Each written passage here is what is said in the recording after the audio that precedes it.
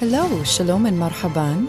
You're listening to Yalla, the podcast which works to combat lies, confront misconceptions, and hopefully, if I've done my job, challenge you to think deeper about things. I'm Amy, your friendly neighborhood biblical resource writer, and I'm so happy you've chosen to spend some time with me today. All right, y'all. Well, welcome back to our little mini-series on Jacob become Israel, and hopefully y'all had a chance to listen to part 1, episode 11, but if not, no worries. The beautiful thing about podcast episodes is that unlike your car keys, they stay where they are. Is it just my car keys and my phone? Maybe, I don't know. But anyhow, regardless, let's get back into it. Let's talk about inheritance for a moment. Every inheritance tells a story. Some inherit land or wealth. We inherit family names given from generations past. It could be said that we inherit facial characteristics, a grandfather's nose or a grandmother's chin, or in my case, unmanageable curls as a child from a great-grandmother, which earned me the nickname Lion's Mane. That was fun for me. But back to the point. We do inherit things from those that walked this earth before us. Our main character, Jacob, inherited something so rich and so extraordinary that one would think surely God would have given it to a man whose integrity was bar none. Surely he would be as Enoch in righteousness, walking with God in peace, never daring to wrestle his Maker and demand a blessing. Surely he would be upright in deed, faithfully trusting God, not swindling and lying to get ahead, because as his grandfather Abraham before him, he would understand that God was trustworthy to fulfill his promises. Surely. Yet the narrative so far reveals the opposite, so much so that his twin brother calls him out saying, "Is he not rightfully named Yaakov? For he has cheated me." And considering the fact that he transgressed against Esau, his brother, multiple times, that seems like a pretty mild rebuke. So that begs the question, why? Why would the God of the universe, this omniscient, omnipotent, omnipresent who cares so deeply about humanity that he fashioned him after his own image, a God who saved a remnant of them from watery death via Noah, why would he choose Yaakov, or Jacob, to carry such an immense promise? A promise that would bless both his descendants and the nations of the world. Do y'all remember me talking about the God of the upside-down kingdom in my episode about humility? How God repeatedly takes the weak things so that he can reveal who he is, particularly in juxtaposition to the other gods. Yahweh was and is on the ultimate human rescuing mission, and he passes his plan onto Abraham's grandson, Jacob, or Yaakov. Place that thought on the table in front of you, because we're going to pick it back up again in a little bit here. Jacob, whose name would become Israel, was born into something far heavier than anything he would have been cognizant of. He was born into a promise spoken by God himself to his grandfather Abraham, which would shape the rest of his life. In the first episode of His Name Became Israel, we talked about Jacob's story beginning with struggle. We saw him wrestling with his twin brother in the womb before even drawing breath. As the boys grew, their differences only deepened. Esau became the rugged hunter of the field, while Jacob is described as a quiet man, dwelling in tents. And with these contrasting personalities, the parents took sides. Rebekah favored Jacob, while Isaac favored Esau. We left off with a moment that really sets the stage for everything that follows. Jacob persuaded Esau to sell his birthright for a bowl of lentil stew. And if we're being honest, so far Jacob has not exactly presented himself as a model of noble character. So with that fresh in our minds, I want to shift our focus now to something much bigger, moving quietly beneath Jacob's story, the covenant he would eventually inherit. Now, before we move forward, let's talk about what a covenant actually is, because it's a word that appears frequently throughout the Bible and plays a crucial role in the story of Abraham, Isaac, and now Jacob. Now, at its simplest level, a covenant is an agreement between two parties, but in the ancient world, covenants could function in different ways. Some covenants were conditional, meaning both sides had responsibilities. Each party agreed to uphold certain terms, and if one side failed to do so, the agreement could be null and void and broken. Other covenants were unconditional. In those cases, the responsibility rested primarily on one party. The promise did not ultimately depend on the actions of the other person. It was something the covenant maker committed to fulfill. And the ratification of the covenant in Genesis 15 that God makes with Abraham falls into the second category. The first introduction to this promise appears in Genesis 12, where God calls Abram and speaks these words. Now the Lord said to Abram, "Go from your country and your kindred and your father's house to the land that I will show you, and I will make of you a great nation, and I will bless you and make your name great, so that you will be a blessing. I will bless those who bless you, and him who dishonors you I will curse. And in you all the families of the earth shall be blessed." Now, later in Genesis 15, we see something remarkable happen. Earlier in the chapter, Yahweh appears to Abram in a vision and tells him not to be afraid, that he himself will be Abram's shield, and that Abraham's reward will be very great. But Abraham is struggling here. He's old, very old, and he still has no son, so no heir. Back in Genesis 12, he was told he would become a great nation, that he would be blessed beyond measure. Yet from Abraham's perspective, none of it has happened. So in chapter 15, Abraham pushes back. In essence, he says, what kind of blessing are we talking about here? I don't even have a son. The one who will inherit my household is a servant. And God responds in a way that is both gentle and powerful. He brings Abraham outside and says, beginning in verse 5, "Look toward heaven and count the stars, if you are able to count them." I love this moment.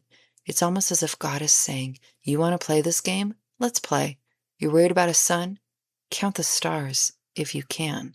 Then he tells Abraham that his descendants will be just as numerous. And something remarkable happens in that moment that I think it can be easy to skip over. It seems like a simple response, but is actually incredibly powerful. Abraham believes him, and Scripture says that this faith is credited to him as righteousness. But Abraham still has one lingering question. God has spoken about descendants, but what about the land? How will Abraham know that the land promised to him will actually belong to his offspring? And this is where the story turns to one of the most dramatic covenant scenes in the entire Bible. God instructs Abraham to gather several animals, a heifer, a goat, a ram, along with a dove and a young pigeon. Abraham prepares them for a covenant ceremony, cutting the larger animals in half and laying the pieces opposite one another. Not something we see in 2026 very often, is it? I mean, maybe on occasion, but less and less as the years go by. In the ancient world, covenants were often sealed in ceremonies like this. The parties involved would walk between the divided animals as a way of saying, in effect, "May this happen to me if I break my word." It was a vivid way of staking one's life on a promise. But before the ceremony unfolds, something unusual and supernatural happens to Abraham. A deep sleep falls over him, a heavy, overwhelming kind of sleep described by a rare Hebrew word, tardema. It's the same word used to describe Adam's state when God caused him to fall into a deep sleep in order to form Eve. In other places in Scripture, this kind of sleep is connected with divine visions or moments when God is about to act while human senses are powerless to intervene. Here it helps to indicate that Abraham is essentially removed from the action. Darkness settles in, and the moment becomes almost eerie. Birds of prey descend on the sacrifices, and Abraham has to drive them away. The scene carries a sense of tension, almost like a shadow passing over the promise. Then God reveals something difficult. Abraham's descendants will not immediately inherit the land. Instead, they will experience centuries of hardship and bondage before the promise is fulfilled. Yet even that dark future cannot cancel what God has sworn to do, a future that really deserves its own 30-minute talking point. But for brevity's sake, I'll summarize. The abhorrent sin of the Amorites keeps Israel in Egypt for several generations. Egypt is, in a sense, a holding place. Then Yahweh will inflict judgment on Egypt for their treatment of Israel and Pharaoh's own obstinance, and will remove the Amorites. Both of these nations fell under judgment for practices that went against God's ordained order and against humankind. Keep that rescue mission language that we talked about earlier on the table in front of you.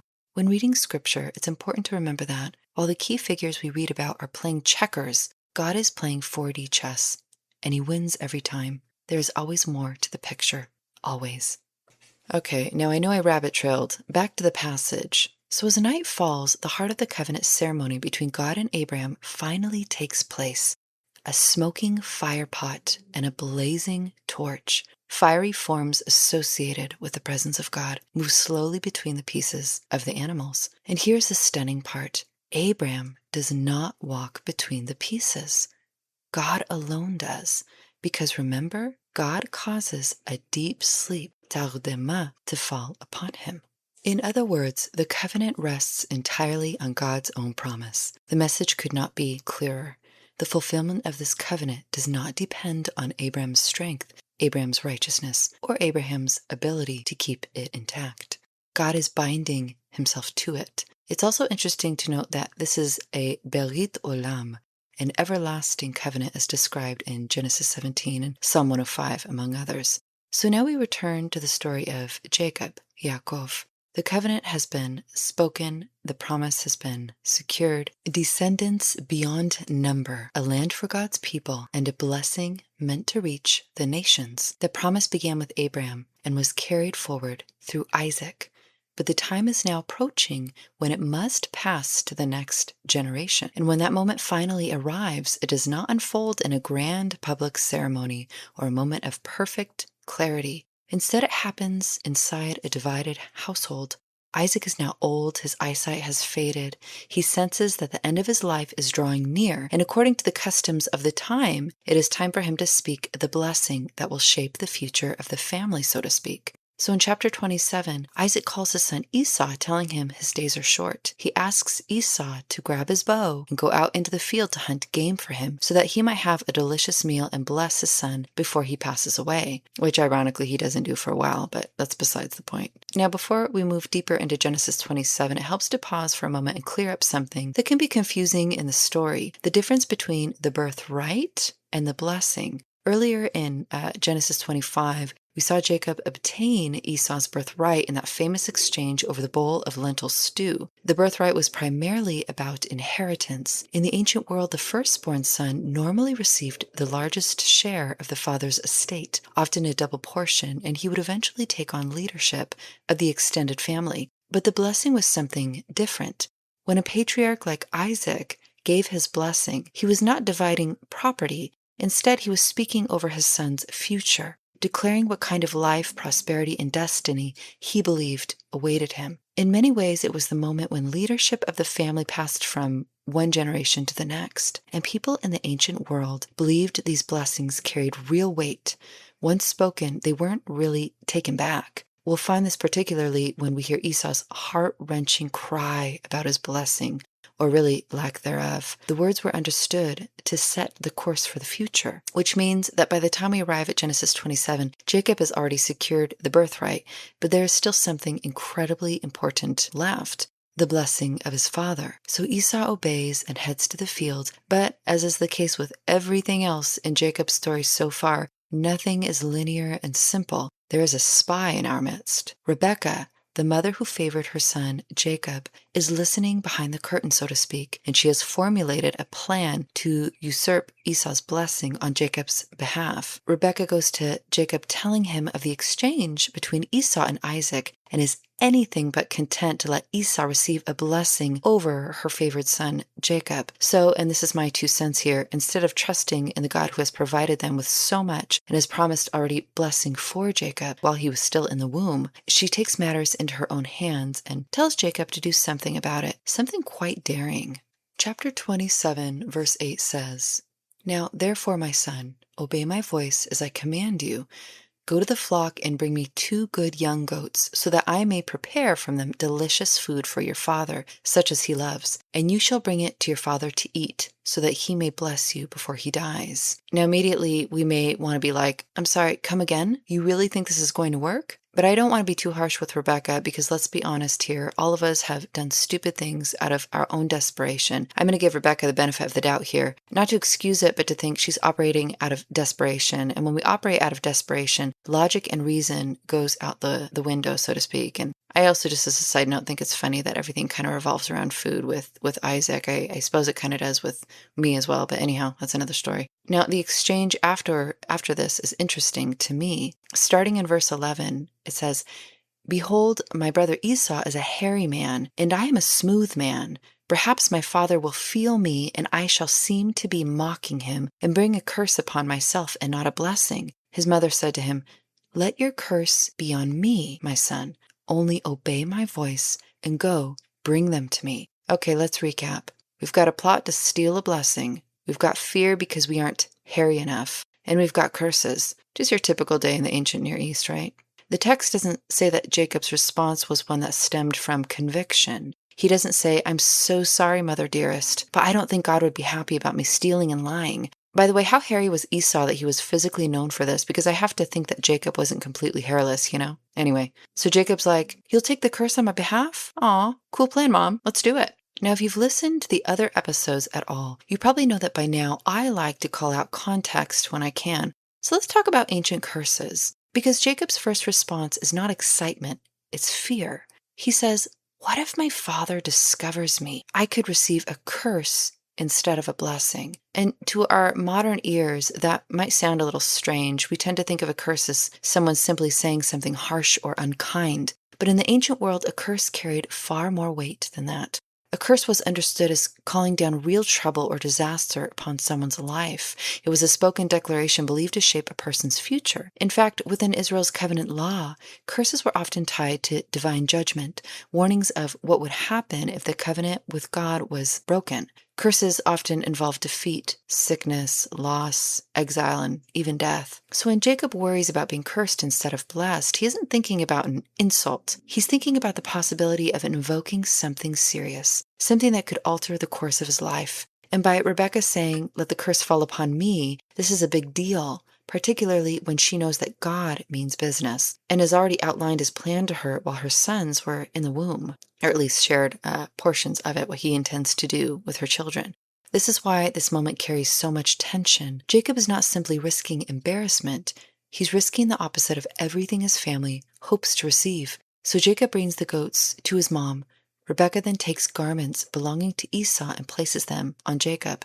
She also places young goat skins on his hands, and the text says the smooth parts of his neck, and puts the food for Isaac in Jacob's hands. I cannot even imagine what is going through Jacob's mind at this point, if you really stop and think about it. Was he terrified if he bent a certain way that the goat skins would fall off? Can you imagine? If I was in Jacob's place, this passage would probably read very differently. Then the goatskins fell into the food, and Jacob fainted from the pressure, forcing Rebekah to explain to Isaac why there was hair on his bread. This level of pretending is pretty amazing, I know, but that's what I think of when I envision myself in the place of Yaakov. The text says, Jacob takes the food and says to Isaac 2 words, "My father." Now listen to this section's commentary by John Barry in the Faith Life Study Bible, because I find it quite funny. Barry writes, Jacob says little upon entering Isaac's tent, likely indicating his fear and uncertainty. And further down, Barry continues, though Jacob has said little, he apparently cannot imitate Esau's voice. When I read this, it made me laugh, because essentially he's saying, "Bless your heart, Jacob. You can't mimic your brother Esau." That's the Southern commentary. Bless your heart. Now, I'm picturing Jacob carrying the bowls, trying to keep his hands steady because he's terrified, and balancing the weight of the goatskins. His voice is cracking a little. I don't know. I could be off, but it makes for an amusing picture, huh? So again, Jacob says, "My father." Isaac replies, "I'm here. Which of my sons calls me?" Jacob claims to be Esau and says he's ready to receive the blessing. But Isaac immediately hesitates. Something doesn't add up. The hunt was too quick, and the voice doesn't sound quite right. Isaac asks Jacob how he was able to return so quickly, and Jacob's response is interesting. He says, "Because Yahweh, your God, granted me access," referring to the covenant name of God as Isaac's God and not yet his own. Suspicion creeps in. Isaac asks his son to come closer so he can touch him. Jacob steps forward. Isaac reaches out and feels his arms, and the goatskins do their work. The hands feel like Esau's. Still uncertain, Isaac pauses again. The voice is Jacob's voice, he says, but the hands are the hands of Esau. One last time he asks, "Are you really my son Esau?" And Jacob answers simply, "Ani," or "I am." So Isaac eats the meal, drinks the wine, and prepares to speak the blessing. The meal is finished. The deception has held. Isaac, old and nearly blind, now prepares to do the very thing Jacob came for, the blessing. He calls his son closer and asks him to come near. Jacob leans in, and Isaac smells the scent of his garments, the smell of the open fields, the scent he associates with Esau. And in that moment, Isaac begins to speak. Remember that what follows are not casual words. In the ancient world, a father's blessing was believed to shape the future of the one who received it. And now Isaac lifts his voice and the blessing is given in verses 27 through 29. See, the smell of my son is as the smell of a field that the Lord has blessed. May God give you of the dew of heaven and of the fatness of the earth and plenty of grain and wine. Let people serve you and nations bow down to you. Be Lord over your brothers, and may your mother's sons bow down to you. Cursed be everyone who curses you, and blessed be everyone who blesses you. Isaac's blessing over Jacob contains three major elements here, and each one ties directly back to the promises God had already made to Abraham. First, provision. Isaac speaks about the dew of heaven and the richness of the earth, grain and wine in abundance. In the ancient world, that language meant fertile land, thriving crops, and the ability for family, and eventually a nation, to survive and flourish. In other words, Jacob is being blessed with a land capable of sustaining life and prosperity. Second, nationhood and authority. Isaac declares that people will serve him and nations will bow down. That's the language of leadership and influence. The blessing isn't just about Jacob, the individual. It's about the nation that will come from him. His descendants will grow into a people with strength and standing among the nations. And third, protection within the covenant. Isaac finishes with words that echo God's promise to Abraham. Those who bless you will be blessed, and those who curse you will be cursed. That means Jacob and the nation that comes from him will live under God's covenantal protection. There's obviously a whole lot more that could be said in terms of what the protection really entails, but that is for a different episode. I'm trying to keep my rabbit trails to a minimum for you. In just a few poetic sentences, Isaac passes on the covenant promises first spoken to Abraham: a fruitful land, a great nation, and the protection of God himself. Now remember, these words of blessing cannot be taken back. In the ancient world, once a blessing like this was given, it was believed to shape the future. It was final. Isaac has just passed the covenant promise, the promise first given to his father Abraham, onto Jacob. But there's one problem. The man standing in front of Isaac isn't Esau. And just as Jacob slips out of the tent with a blessing now resting on him, the real Esau is on his way back. He's returning from the hunt, carrying the meal his father asked for, completely unaware that everything has just changed. Nothing bad could come from this, right? Picture this with me. Esau returns from the hunt, his arms heavy with the meal he's prepared for his father. He's exhausted, triumphant, thinking only of the feast and the blessing he assumes awaits him. Father, he calls, I've brought what you asked for. Now sit and eat, that your soul may bless me. But something is off. Isaac's voice trembles. He questions, confusion, suspicion. So picking up in verse 32, it says, his father Isaac said to him, who are you? He, meaning Esau here, answered him, I am your son, your firstborn Esau.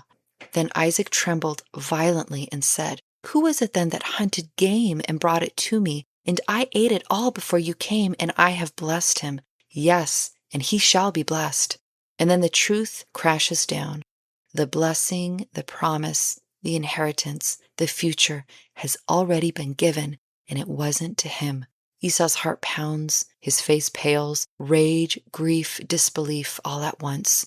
The firstborn, the hunter, the one who should have led the family, stripped of his birthright by a younger brother and by a mother's cunning. There are a couple of things that are important here that will add gravity to the situation. In the Hebrew, when it states that Isaac trembled very greatly, it is emphatic. Isaac's hands shake, his body quivers, he trembles with a force that seems almost impossible.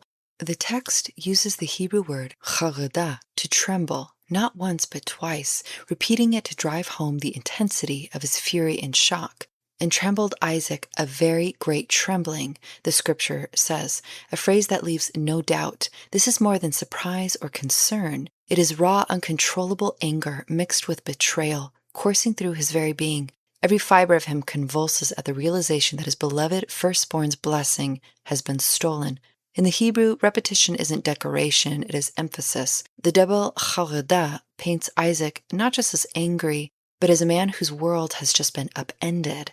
The moment the truth comes out, the entire room collapses, in a sense, into chaos. Verse 36 says, Esau said, is he not rightfully named Yaakov? For he has cheated me these 2 times. He took away my birthright, and behold, now he has taken away my blessing.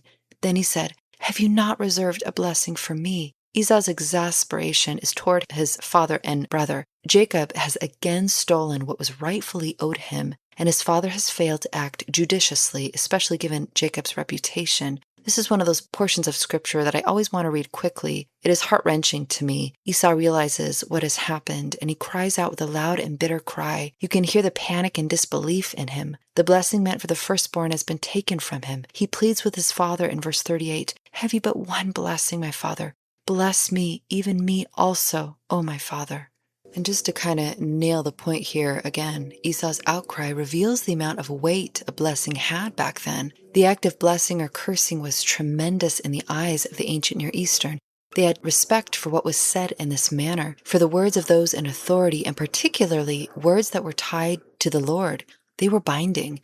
Perhaps that is part of society's problem today. We throw around words like they have no meaning. Particularly online, we lash out vile and hateful words without giving thought to consequence, without thinking about how these words can demolish someone's spirit. Makes me think of that verse in the Bible which says the tongue has the power of life or death. Here Esau, in a sense, knows how it feels to have been stripped of life. Isaac does speak over Esau, but what he gives is not the same covenant blessing that Jacob received. It's often described as a kind of half-blessing or even an anti-blessing. Behold, away from the fatness of the earth shall your dwelling be, and away from the dew of heaven on high. By your sword you shall live, and you shall serve your brother. But when you grow restless, you shall break his yoke from your neck. Genesis 27:39-40. Instead of fertile land and ruling authority, Esau is told he will live away from the earth's richness and that his life will be marked by struggle. He will live by the sword and he will serve his brother, though one day he will break free from that rule.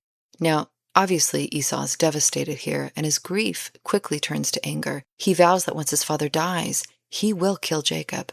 When Rebekah hears about Esau's plan, she knows Jacob's life is now in danger, so she urges him to leave immediately, to flee north to her brother Laban, and stay there until Esau's fury cools. And so Jacob leaves home, carrying the covenant blessing, but also carrying the consequences of the deception that secured it. But the story doesn't end there for Esau. Even though he did not inherit the covenant line, Scripture quietly shows that God had not forgotten him. Later in Genesis, we learn that Esau becomes prosperous himself. He gains land, possessions, and a large household. When the brothers finally meet again years later, the moment is almost ironic. Jacob approaches Esau and bows down before him, again and again. The brother who once stole the blessing now stands in humility before the one he wronged. And Esau, far from being destitute, tells him something remarkable. "I have plenty, my brother. Keep what you have." God had still cared for Esau. He simply was not the one chosen to carry forward the covenant that would eventually become the nation of Israel. And maybe that's one of the deeper things this story shows us. The people in this story are scrambling, deceiving, reacting, trying to control what happens next. Rebekah is plotting, Jacob is pretending, Esau is raging, and Isaac is trembling. Everyone is moving pieces around the board as fast as they can, but God is doing something far bigger. It's almost like we're all playing checkers, moving one square at a time, trying to see one move ahead, while God is playing four-dimensional chess, seeing the whole board, the beginning and the end, and every move in between. And again in Scripture, he moves the pieces in ways no one expects. The younger instead of the firstborn, the flawed instead of the perfect, where the last would become first. The weak becomes strong, and God chooses the people no one else would choose to carry forward his plan to rescue humanity. And Jacob, complicated, deceptive Jacob, is one of those people. Jacob leaves his home carrying the greatest blessing a man could receive and the consequences of the deception that secured it. He walks away a deceiver, running for his life. But somewhere ahead in the darkness of a long night, he will wrestle with God, and the man called Yaakov will rise from the dust, wounded and with a new name, Israel. So join me next time for part 3, where we finally arrive at that iconic moment, the night Jacob wrestles with God, and why that name change will shape the story of Israel from that moment forward. And as always, until next time, know that you have value, were created for unique purpose, and are deeply loved by God. ma'a salem ולהתראות. We'll chat soon.